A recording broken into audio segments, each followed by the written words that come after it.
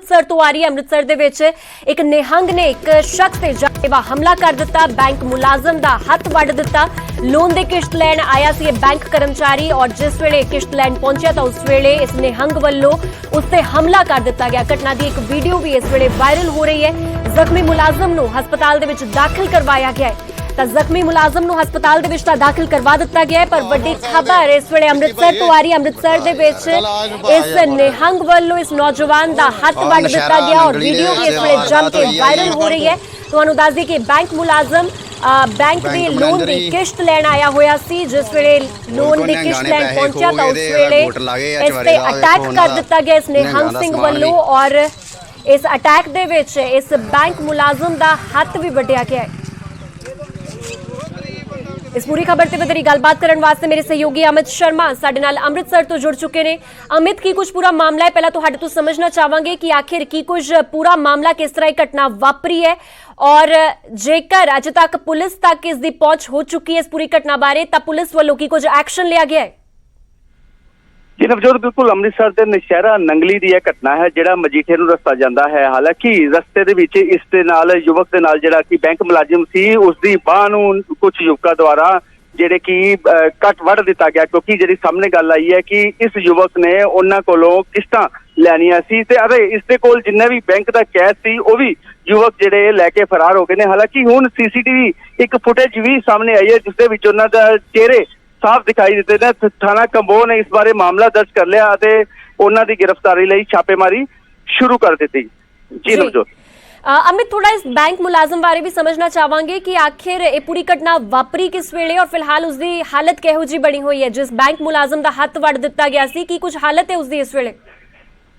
जी नवजोत, उसनू उसे वेले आम लोगों ने, क्योंकि उस वेले आम लोगों ने ही इसकी वीडियो बनाई है तो उसनू अमनदीप हॉस्पिटल दे विच दाखिल करवाया गया है, जिस तो बाद तुरंत ऑपरेशन करने तो बाद डॉक्टरां ने उसके हाथ नू जोड़ दिता गया। लेकिन हुण तक हाले तक उसनू होश नहीं आया। पुलिस भी इसके बयान की वेट करती पई है, क्योंकि काफी गंभीर हालत दे विच इसनू अमनदीप हॉस्पिटल लिआंदा गया सी, जिस तो बाद डॉक्टरां ने काफी मुशक्कत तो बाद एक लंबा ऑपरेशन चलाया, जिस तो बाद इसके हाथ नू जोड़ दिता गया।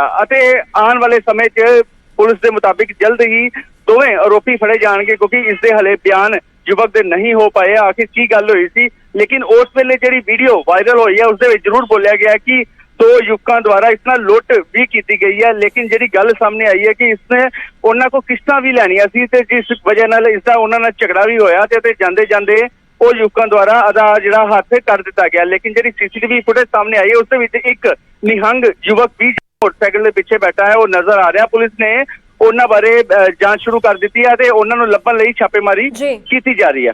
जी नवजोत, ठीक है अमित, फिलहाल शुक्रिया तमाम जानकारी वास्ते। बने रहो इस खबर से, अगे भी तुहाडे तो अपडेट असीं लैंदे रहांगे। तां तस्वीरां भी सामने आ गईयां ने और दो तस्वीरां भी तुसीं देख सकदे हो। एक शख्स की तस्वीर है, सीसीटीवी दी तस्वीरां ने जिथे कि दो शख्स एक मोटरसाइकिल ते बैठ के जांदे हुए साफ नजर आ रहे ने और दस्सिया जा रहा है कि यही मुलजम ने जिन्हां वल्लों इस बैंक मुलाजम ते अटैक किया गया इन्हां वल्लों और उस तो बाद ये फरार हो गए। हालांकि बैंक मुलाजम दे कोल जो उस वेले रकम सीगी वो भी अपने नाल लेके चले गए।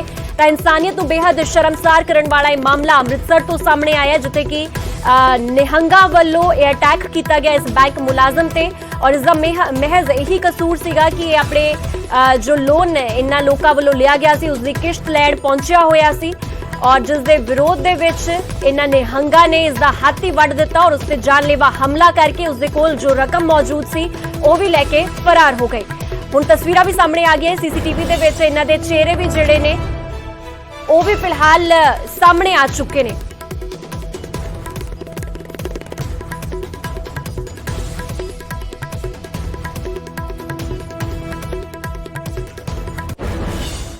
ਤਾਂ ਹੁਣ ਇੱਕ ਵਾਰ ਸਿੱਧੇ ਲੈ ਚੱਲਦੇ ਇਸ ਵੇਲੇ ਪ੍ਰਧਾਨ ਮੰਤਰੀ ਮੋਦੀ ਫਿਲਹਾਲ ਸੰਵਾਦ ਕਰ ਰਹੇ ਨੇ ਕੁਝ ਜ਼ਿਲ੍ਹਿਆਂ ਦੇ ਡੀਸੀਜ਼ ਦੇ ਨਾਲ ਫਿਲਹਾਲ ਗੱਲ ਕੀਤੀ ਜਾ ਰਹੀ ਹੈ, ਡੀਐਮਸ ਦੇ ਨਾਲ ਗੱਲ ਕੀਤੀ ਜਾ ਰਹੀ ਹੈ ਔਰ ਪੂਰੇ ਹਾਲਾਤਾਂ ਨੂੰ ਸਮਝਣ ਦੀ ਇਸ ਵੇਲੇ ਕੋਸ਼ਿਸ਼ ਕੀਤੀ ਜਾ ਰਹੀ ਹੈ। ਇੱਕ ਵਾਰ ਸਿੱਧੇ ਲੈ ਚੱਲਦੇ ਕਿ ਆਖਿਰ ਕੀ ਕੁਝ ਗੱਲਾਂ ਬਾਤਾਂ ਚੱਲ ਰਹੀਆਂ ਨੇ ਉਹ ਸੁਣ ਲੈਂਦੇ ਹਾਂ।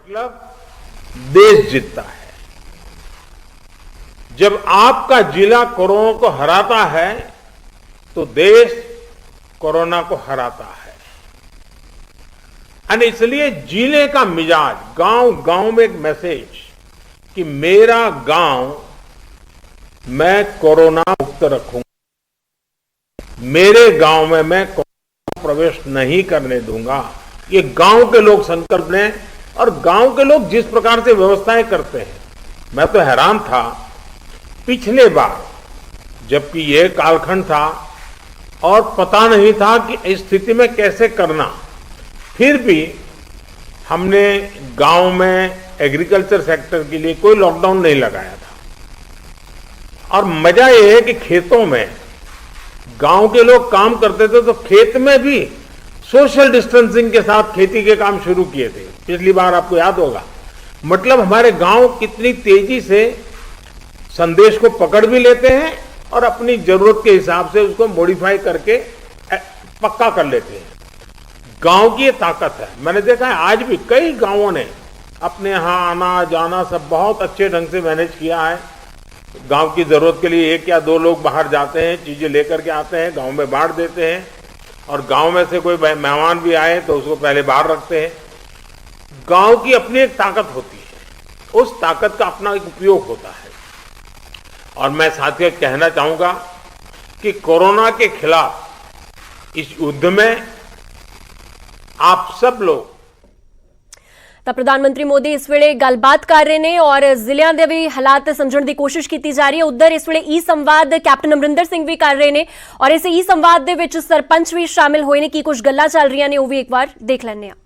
ਚੱਲ ਰਹੇ ਬਹੁਤ ਦਿਨਾਂ ਤੋਂ ਅਸੀਂ ਦੇਖ ਰਹੇ ਹਾਂ ਇਸ ਗੱਲ ਨੂੰ। 14 ਮਹੀਨੇ ਹੋ ਗਏ ਨੇ ਜਦ ਤੋਂ ਇਹ ਕੋਵਿਡ ਸਾਡੀ ਇੱਥੇ ਹਿੰਦੁਸਤਾਨ ਦੇ ਵਿੱਚ ਆਈ ਹੈ। ਪਿਛਲੇ ਮਾਰਚ ਤੋਂ ਹੁਣ ਮਈ ਹੋ ਗਈ, 14 ਮਹੀਨੇ ਹੋ ਗਏ ਨੇ। ਔਰ ਇਸ ਤੋਂ ਪਹਿਲਾਂ ਸਾਰੇ ਦੁਨੀਆ ਪੱਧਰ ਇਹ ਫੈਲੀ ਹੋਈ ਸੀ। ਅਮਰੀਕਾ ਦੇਖੋ ਕਿੰਨੇ ਉੱਥੇ ਮਾੜਾ ਹਾਲ ਰਿਹਾ, ਕੈਨੇਡਾ ਦੇ ਵਿੱਚ ਰਿਹਾ, ਜਰਮਨੀ ਦੇ ਰਿਹਾ, UK ਦੇ ਵਿੱਚ ਰਿਹਾ। ਕੋਈ ਜਗ੍ਹਾ ਹੀ ਨਹੀਂ ਛੱਡੀ ਜਿੱਥੇ ਇਹ ਗੱਲ ਫੈਲੀ ਨਹੀਂ ਹੋਈ ਸੀ। ਔਰ ਹਿੰਦੁਸਤਾਨ ਨੇ ਸ਼ੁਰੂ 'ਚ ਬੜੀ ਹਿੰਮਤ ਕੀਤੀ।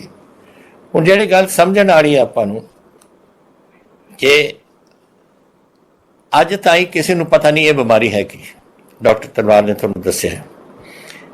ਸਾਨੂੰ ਪਤਾ ਹੈ ਕਿ ਇਟਸ ਵਾਇਰਸ, ਇੱਕ ਕਰੋਨਾ ਹੈ, ਲੇਕਿਨ ਇਹ ਆਈ ਕੈਸੇ, ਕਿੱਥੋਂ ਆਈ, ਕਿੱਥੋਂ ਨਹੀਂ ਆਈ, ਇਹ ਸਾਨੂੰ ਪਤਾ ਹੈ ਕਿ ਚੀਨ ਦੇ ਵਿੱਚ ਵੂਹਾਨ ਜ਼ਿਲ੍ਹੇ ਦੇ ਵਿੱਚ ਇਹ ਸ਼ੁਰੂਆਤ ਹੋਈ ਸੀ ਔਰ ਉੱਥੋਂ ਇਹ ਫੈਲੀ ਹੈ।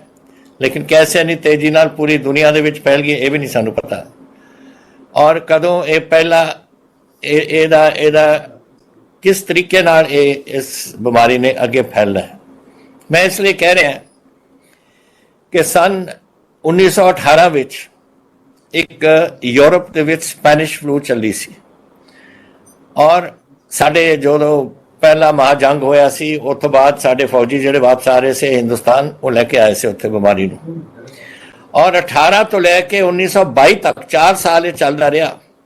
4 ਵਾਰ ਉੱਪਰ ਗਈ, ਇਹਨੂੰ ਸਪਾਈਕ ਕਹਿੰਦੇ ਆ, ਫਿਰ ਥੱਲੇ ਆਈ, ਫਿਰ ਉੱਪਰ ਚੜ ਗਈ, ਫਿਰ ਥੱਲੇ ਆਈ, 4 ਵਾਰ। ਅੱਜ ਅਸੀਂ ਦੂਸਰਾ ਸਪਾਈਕ ਦੇਖ ਰਹੇ ਹਾਂ ਇੱਥੇ ਇਸ ਬਿਮਾਰੀ ਦਾ। ਕਿੰਨੇ ਹੋਣਗੇ ਅੱਗੇ?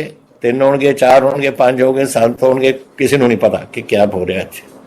ਇੰਨਾ ਹੈ ਕਿ ਜਿਹੜੇ ਸਾਡੇ ਮਾਹਰ ਨੇ ਦੁਨੀਆ ਦੇ ਵਿੱਚ ਔਰ ਸਾਡੇ ਹਿੰਦੁਸਤਾਨ ਦੇ ਵਿੱਚ ਇਸ ਗੱਲ ਦਾ ਸਾਹਮਣਾ ਕਰ ਰਹੇ ਨੇ, ਆਈਡੈਂਟੀਫਾਈ ਕਰ ਰਹੇ ਨੇ। ਲੇਕਿਨ ਇਹ ਬਿਮਾਰੀ ਬਦਲਦੀ ਰਹਿੰਦੀ ਆਪਣੀ ਸ਼ਕਲ ਨੂੰ, ਮਿਊਟੈਂਟ ਬਣ ਜਾਂਦੇ ਨੇ ਇਸ ਦੇ। ਇੱਕ ਅਗਰ ਅੱਜ ਸਰਸਰੀ ਤੌਰ ਤੇ ਅਗਰ ਮੈਂ ਕਹਾਂ ਕਿ ਕੋਈ ਵਾਇਰਸ ਹੈ ਜਿਹਦਾ ਨੰਬਰ 1 ਹੈ, ਉਹ ਕੁਝ ਦਿਨਾਂ ਬਾਅਦ ਸ਼ਾਇਦ ਨੰਬਰ 3 ਬਣ ਜੇ, 3 ਤੋਂ 7 ਬਣ ਜੇ, 7 ਤੋਂ 11 ਬਣ ਜੇ। ਉਹ ਚੇਂਜ ਕਰਦਾ ਰਹਿੰਦਾ ਆਪਣੇ ਆਪ ਨੂੰ।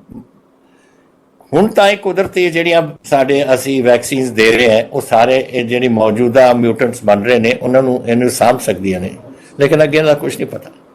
ਇਸ ਕਰਕੇ ਇਹ ਜ਼ਰੂਰੀ ਹੈ ਕਿ ਜਿੰਨੀ ਤਾਂ ਅਸੀਂ ਕਰ ਸਕਦੇ ਹਾਂ ਆਪਣੀ ਤਰਫ ਤੋਂ ਵੈਕਸੀਨ ਲਿਆ ਸਕਦੇ ਹਾਂ ਤੁਹਾਨੂੰ ਦੇਣ ਵਾਸਤੇ। 45 ਸਾਲ ਦੀ ਉੱਪਰ ਤੋਂ ਉਹ ਗਵਰਨਮੈਂਟ ਆਫ ਇੰਡੀਆ ਦੇ ਰਹੀ ਹੈ। 18 ਤੋਂ 45 ਦੇ ਦਰਮਿਆਨ ਅਸੀਂ ਆਪਣੇ ਸੈਂਟਰ ਆਪਣੀ ਗਵਰਨਮੈਂਟ ਪੰਜਾਬ ਗਵਰਨਮੈਂਟ ਉਹਨਾਂ ਨੂੰ ਲੈ ਕੇ ਦੇ ਰਹੀ ਹੈ। ਇਹ ਅਸੀਂ ਦੇਵਾਂਗੇ ਉਹਨਾਂ ਨੂੰ ਸਾਰਿਆਂ ਨੂੰ। ਮੁਸੀਬਤ ਇਹ ਹੈ ਕਿ ਹਿੰਦੁਸਤਾਨ ਜਿੰਨੀ ਲੋੜ ਹੈ ਐਨੀ ਸਾਡੇ ਜਿਹੜੇ ਲੈਬੋਰੇਟਰੀਜ਼ ਨੇ ਬਣਾ ਨਹੀਂ ਸਕਦੇ। ਉੱਥੋਂ ਵੀ ਕੋਸ਼ਿਸ਼ ਹੋ ਰਹੀ ਹੈ ਕਿ ਆਪਣਾ ਪ੍ਰੋਡਕਸ਼ਨ ਇਹਦਾ ਵਾਧਾ ਕਰਨ, ਬਾਹਰੋਂ ਮੰਗਾਈ ਜਾਏ। ਜੈਸੇ ਸਪੁਟਨਿਕ 5 ਹੈ ਰੂਸ ਤੋਂ, ਕੋਈ ਹੋਰ ਮੁਲਕ ਨੇ ਜਿਹੜੇ ਬਣਾ ਰਹੇ ਨੇ ਉੱਥੋਂ ਵੀ ਬਣਾਈ ਜਾਏ। ਇਹ ਕੋਸ਼ਿਸ਼ ਗਵਰਨਮੈਂਟ ਆਫ ਇੰਡੀਆ ਕਰ ਰਹੀ ਹੈ, ਅਸੀਂ ਗਵਰਨਮੈਂਟ ਆਫ ਇੰਡੀਆ ਤੋਂ ਲੈ ਰਹੇ ਹਾਂ। ਜਿੱਥੇ ਪ੍ਰਾਈਵੇਟ ਕੰਪਨੀਆਂ ਨਾਲ ਅਸੀਂ ਗੱਲ ਕਰਦੇ ਹਾਂ, ਛੋਟੇ ਆਪਣੀ ਉਮਰ ਦੇ ਲੋਕਾਂ ਨੂੰ 18 ਤੋਂ 45 ਤੱਕ, ਉੱਥੇ ਉਹਨਾਂ ਦੇ ਕੋਲ ਇੰਨਾ ਹੈ ਨਹੀਂ। सानू जो मिले इस वेले बहुत घट मिले और बड़े घट बच्चों को असी दे सके हैं। मेरे को आंकड़े ने सारे जो असी दे सके उन्होंने, और कारण यही सिर्फ कि साढ़े कोल इन्ना है नहीं इस वेले। जद आऊगा असी करांगे, पर जेडे दूजे नूं जेडे 45 साल के उपर से एक समय सी कि वैक्सीन बहुत सी लोग लगाते नहीं से, क्यों? डर सी, टेस्ट भी नहीं कराते, डर सी। हुण और एक 2-2 लाख साढ़े कोल वैक्सीन डेली भेजन को गवर्नमेंट ऑफ इंडिया तैयार सी, लेकिन आप 90,000 का टेस्ट हो जाता सी, 95 का 100 एक बार 140 1,40,000 मेरे ख्याल जनवरी के महीने पहुंचा, नहीं तो फिर थले उत्थे 90 थे लगाते नहीं से। हुण उल्टा वो काम हो गया, हुण सारे लगाना चाहते हैं लेकिन वैक्सीन नहीं है। सो वैक्सीन की असी हुण प्रबंध कर रहे हैं, पूरी साडी पूरी एडमिनिस्ट्रेशन लगी हुई है इस काम च ये करने वास्ते, और नाले ऑक्सीजन वास्ते। हुण ऑक्सीजन की तुहानूं अज त्रिपत जी ने दस्सिया है, बलबीर जी ने दस्सिया है, नाले तुहानूं डॉक्टर तलवार साहब ने दस्सिया है।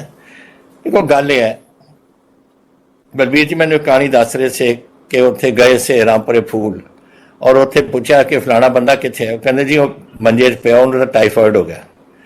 तो ये कहते उन्होंने बुलाओ तो सही, उन्होंने बुला बुलू के डॉक्टर भेज के उन्होंने टेस्ट कराया, टाइफाइड नहीं सी करोना।